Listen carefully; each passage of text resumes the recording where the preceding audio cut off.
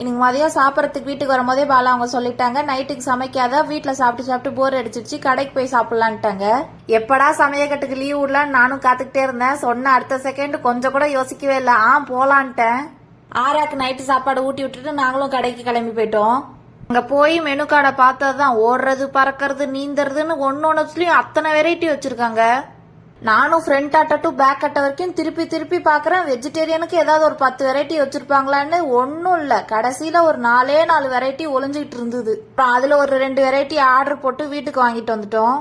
நடந்து வர வழியில எங்க டிங்கு டிங்குன்னு ஆடிச்சோ தெரியல, பார்சல் பிரிச்சு கவருக்குள்ள ஊத்திக்கிச்சு. கேமராவெல்லாம் செட் பண்ணிட்டு உட்காந்தா விருட்டு விருட்டுன்னு வரான். குறுக்க இந்த கௌஷிக் வந்தான்ற மாதிரி பிளாட்டு தூக்குறது கூடியாரான். அப்புறம் சாப்பிட்டு முடிச்சிட்டு கடையில இருந்து வாங்கிட்டு வந்த ரின்ஸ்டேக்கர் ஆராக்குட்டியை காமிச்சா அவனுக்கு ரொம்பவே பிடிச்சிருந்துச்சு. புழுக்குட்டியாட்டம் நவுந்து நவுந்து போறத பார்க்கவே ஒரே வேடிக்கையா இருந்தது.